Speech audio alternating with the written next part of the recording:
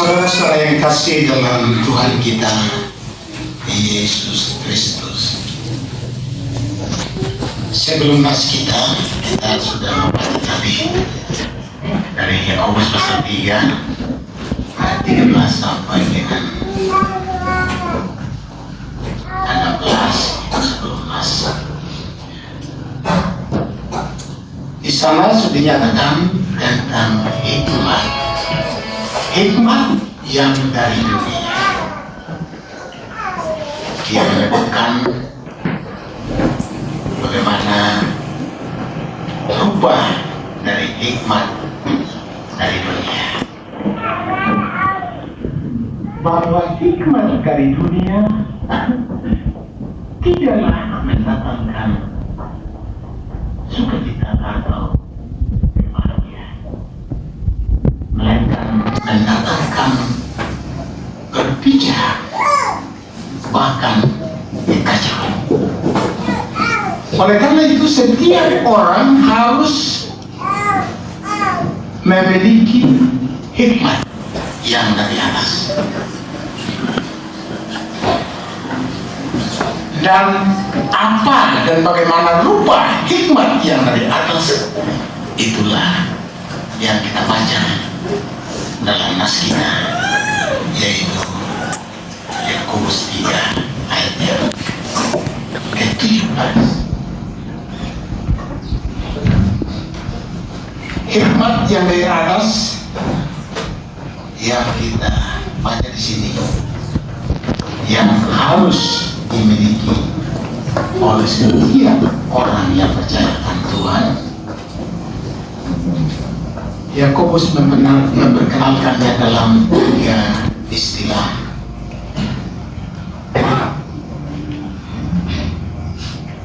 Dalam 8 istilah yang dipakai dalam nas ini untuk menunjukkan rupa dari hikmat dari atas.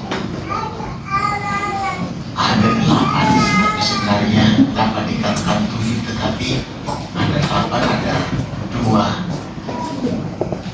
hal yang tidak bisa dipisahkan, itu 6 dan 7. Yaitu yang pertama murni, yang kedua pendamai, yang ketiga ramah, yang keempat penurut, yang kelima penuh belas kasihan, dan digandeng dengan yang keenam buah-buah yang baik, dan yang ketujuh tidak memihak, dan yang ke-8 tidak munafik. Ke-7 atau ke-8 rupa dari hikmat yang dari atas ini yang harus kita miliki, terutama yang harus dimiliki oleh kedua mempelai yang sekarang diteguhkan dalam nikah yang suci. Kita akan mendengarkan penjelasan satu demi satu, tapi tidak banyak. Saudara-saudara jangan dengan baik, jangan sebentar kalau sampai 8 harus diuraikan. Tidak. Kita akan berusaha untuk secara singkat supaya kita bisa mengikutinya. Yang pertama-tama adalah murni menunjukkan pada kesucian.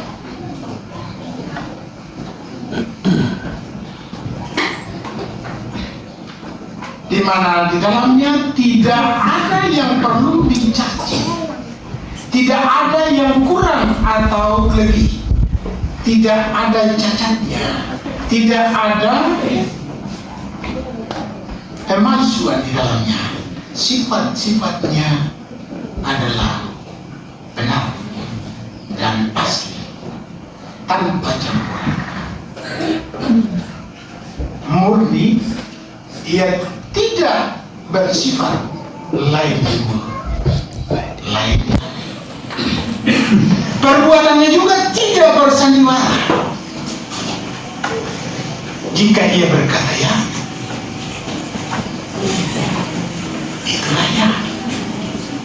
tidak, maka dia katakan tidak, tidak lagi.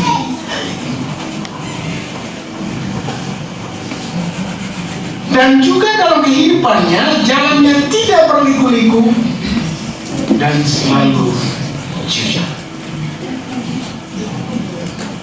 Sang suami tidak usah curiga terhadap istrinya, dan istrinya juga tidak perlu curiga terhadap suaminya,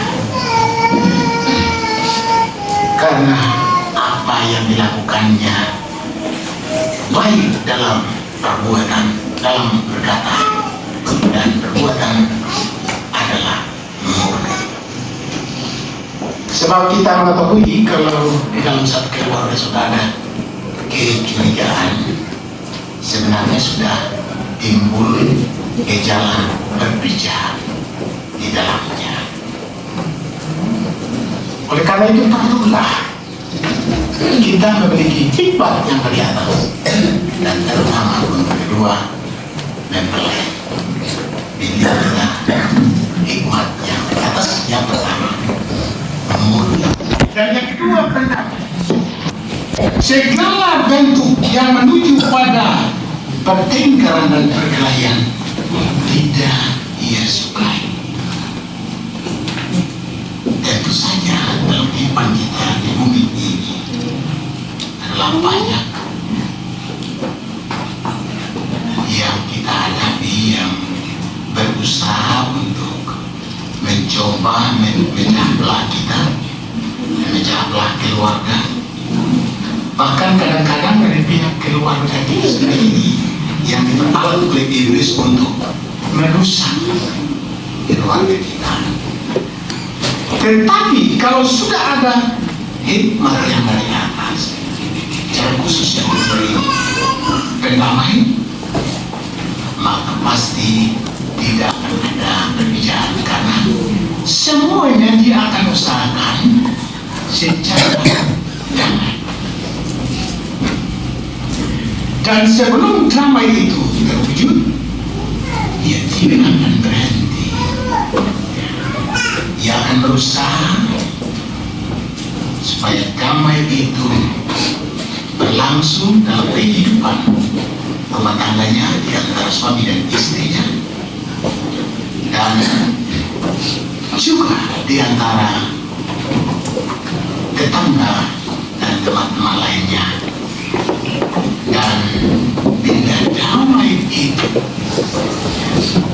belum terjadi, dia tidak akan berhenti sampai tercapai damai yang ia sendiri dalam keluarganya nikmati dan dalam hubungannya dengan sesamanya.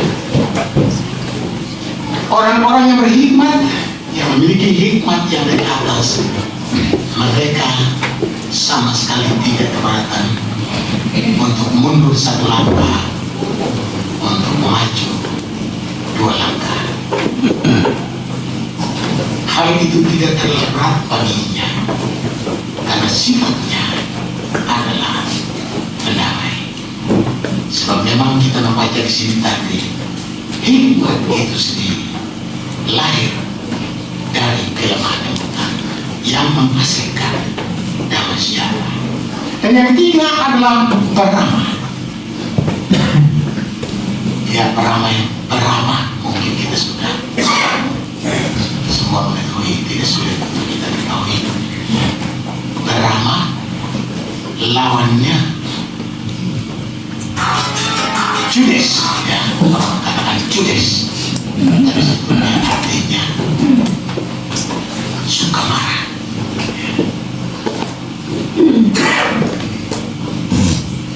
Jadi beramah lawannya judes atau suka marah. Jadi kita harus memiliki hikmat ini, yaitu beramah. Karena orang yang ramah selalu disenangi orang lain.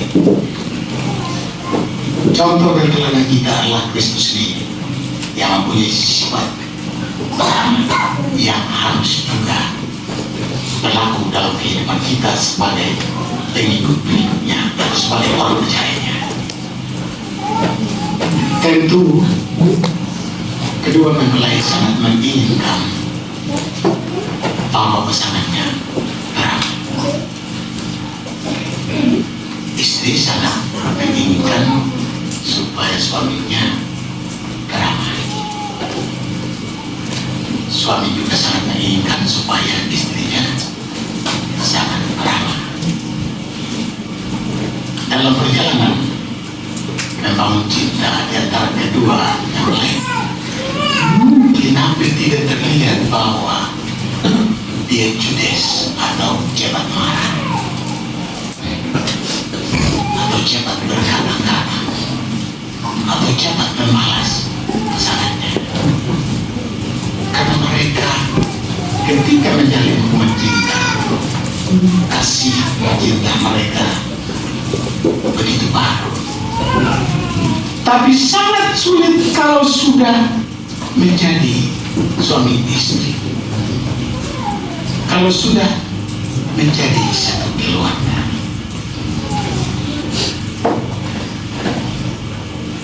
Kemarin-kemarin yang sifat suaminya ketika bertunangan beramal, dan ketika sudah menikah kelihatan tidak beramal.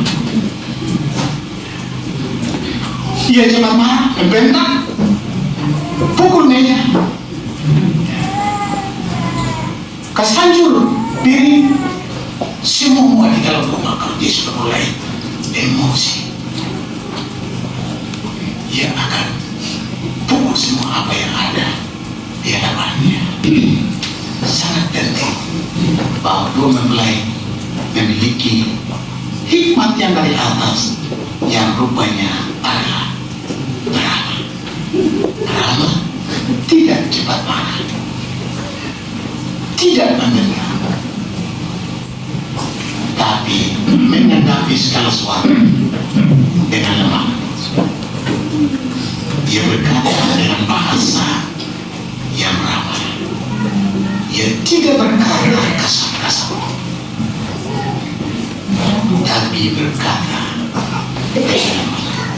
Betapa bahagianya keluarga atau rumah tangga kalau mereka memiliki dua-duanya beramal. Selanjutnya adalah penurut. Menurut penyelidikan para ahli kitab, hanya 5 kali disebut dalam Perjanjian Baru kata penurut. Apa sih maksudnya penurut? Apakah suami harus menurut saja istrinya? Apakah istri tetap harus menurut saja suaminya? Tentu saja jawabannya ya, tetapi dalam hal yang positif, tidak dalam hal yang negatif. Sebab kita mengetahui dalam bacaan kita tadi, dalam ayat sebelum kasih, hal-hal yang negatif adalah hikmat dari dunia. Bahkan dikatakan di sini tadi adalah dari setan-setan. Tidak penting. Sifat yang ditekankan di sini atau penurut yang ditekankan di sini adalah dalam hal yang positif, yaitu menurut kebenaran firman Tuhan. Suami dan istri pedomannya adalah firman Tuhan. Apapun resikonya, kalau berbicara menurut firman Tuhan, ia harus menurut, ia harus taat terhadap firman Tuhan. Itulah sebabnya kedua belah pihak, kedua mempelai harus sama-sama mempunyai hikmat ini, yaitu penurut, supaya di dalamnya terjadi apa yang sudah diuraikan dari atas, murni, damai, peramal. Sebab jika tidak ada ketaatan atau penurut, maka kita dapat membayangkan bahwa suami jika hanya menurut keinginannya sendiri, hanya menurut keinginan hatinya sendiri, maka pastilah akan terjadi perpecahan di antara keduanya. Oleh karena itu sifat penurut sangat penting untuk dimiliki oleh dua mempelai dan untuk kita sekalian yang mendengarkan firman Tuhan, terutama yang percaya akan Tuhan Yesus Kristus. Sebab jika kita tidak menerapkan hikmat yang dari atas, tentu hal-hal dalam kehidupan kita tidak akan stabil. Dan selanjutnya kita melihat ada yang kelima dan yang keenam yang digandengkan, yaitu penuh belas kasihan dan buah-buah yang baik. Kenapa saya katakan keduanya yaitu 5 dan 6 tidak bisa dipisahkan? Karena apa yang menjadi hasil atau buah dari belas kasihan adalah buah-buah yang baik, tidak bisa tidak. Karena itu kedua kata ini tidak dapat dipisahkan, penuh belas kasihan dan buah-buah yang baik. Jika dikatakan penuh belas kasihan, maka praktiknya adalah buah-buah yang baik. Belas kasihan yang kita miliki, yang kita harus miliki adalah belas kasihan dari Sang Guru kita, Yesus Kristus. Dia telah memberikan belas kasihannya kepada kita supaya kita hidup di dalam belas kasihan dan kita terapkan di dalam keluarga kita antara suami dan istri. Jika dikaruniakan anak, antara dengan anak-anak, dan selanjutnya antara hubungan keluarga dan keluarga, tentu saja keluarga sangat menginginkan bahwa kedua anaknya yang menikah mempunyai sifat yang satu ini, yaitu berbelas kasihan dan berbuahkan buah-buah yang baik. Dalam hal buah-buah yang baik juga dapat dikatakan bahwa itu adalah melakukan pekerjaan-pekerjaan yang baik. Buah-buah yang baik adalah dari alatnya adalah kerja yang baik. Oleh karena itu penting sekali bahwa kedua mempelai dan kita sekalian memiliki hikmat yang dari atas, yang penuh belas kasihan dan buah-buah yang baik. Selanjutnya yang ketujuh, tidak media.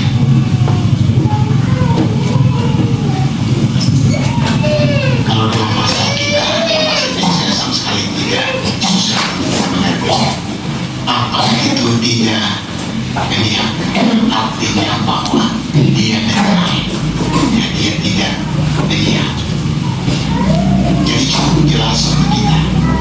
Tidak memihak, menunjukkan sikap netral di dalam menanggapi segala sesuatu,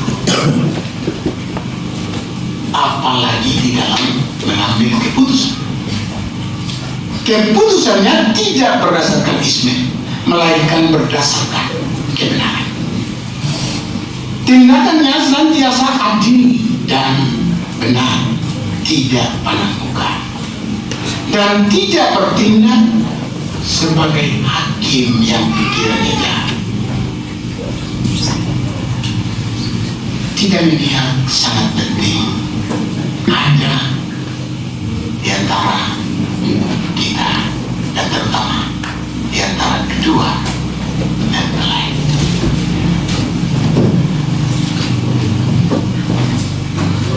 akan apa yang kita laksanakan. Di dalam kita menata keluarga kita, hubungan kita bersama kita dan semua keluarga besar kita, dan di dalam hubungan kita sebagai orang yang bersaudara di dalam Kristus, sangat penting bahwa hal ini yaitu tidak berniat dimiliki oleh setiap orang. Dan selanjutnya tidak munafik, yang terakhir itu yang ke-8.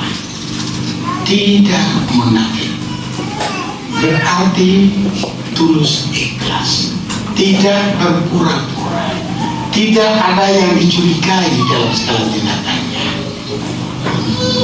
Orang dapat berkata senyumnya adalah pancaran hatinya. Kalau tuan rumah mempersilakan tamu yang masuk, benar-benarlah ia menyambutnya. Ucapan yang tidak memerlukan tafsiran oleh pendengarnya, ia tidak pernah memasang jerat terhadap orang lain. Itulah keadaan mereka yang memiliki tidak munafik, yang memiliki hati yang tulus ikhlas. Demikianlah ke-8 hikmat, rupa dari hikmat yang dari atas dipaparkan, diberitakan dan dipaparkan di hadapan kita, dan terutama di hadapan kedua mempelai, untuk kamu mengambilnya menjadi hikmatmu dalam menjalani kehidupanmu yang baru, yaitu kehidupan rumah tangga yang baru. Tetapi kita sekalian yang sudah berumah tangga, dapatkah kita memberi kesaksian bahwa kita telah berjalan dan ada sedang mempraktekkan kehidupan yang berhikmat dari atas?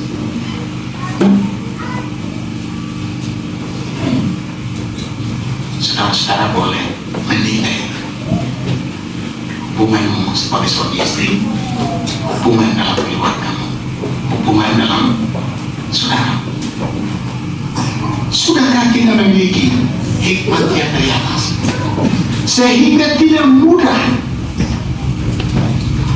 kita terkejarlah di dalam keluarga,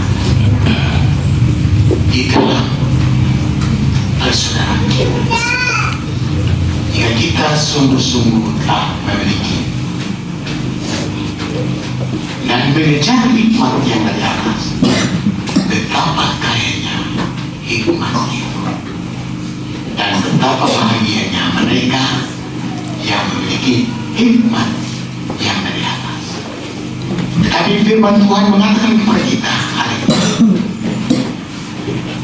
para siapa menganggap bahwa ia belum memiliki hikmat yang dari atas selama ini, marilah silakan memohonnya kepada Tuhan Allah kita berdasarkan firman-Nya. Apabila di antara kamu ada yang kekurangan hikmat, hendaklah ia memintakannya kepada Allah yang memberikan kepada semua orang dan murah hati dan dengan tidak berpanggil-panggil, maka hal itu akan diberikan kepadanya, atau hal itu akan diperolehnya. Persediaan Tuhan Allah kita cukup banyak, bahkan berlimpah. Biarlah semua kita dapat memperolehnya demi kemuliaan Tuhan dan kebahagiaan kita. Memang kadang-kadang Tuhan memberikan kepada kita dengan caranya sendiri. Kita mungkin menganggap kita belum punya hikmat, padahal Tuhan sudah memberikan dengan caranya hikmat itu. Ia dapat memberikan masalah dalam hubungan kita, supaya dalam masalah itu kita memperoleh hikmat daripadanya. itu, hadapilah kehidupanmu dan terutama kedua terbaik, karena kamu baru hari ini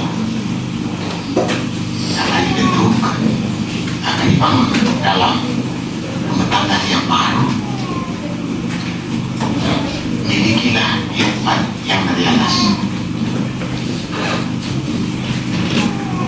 Kamu harus merasa bahwa kamu kurang hikmat, sehingga kamu dengan terus terang dan dengan berusaha di dalam doamu memohonkan itu kepada Tuhan, supaya Tuhan mengaruniakan hikmatnya untuk kamu dapat hidup memuliakan Tuhan, dan untuk kamu dapat berbahagia dan dapat pula berbahagia bersama dengan keluarga dan saudara-saudara.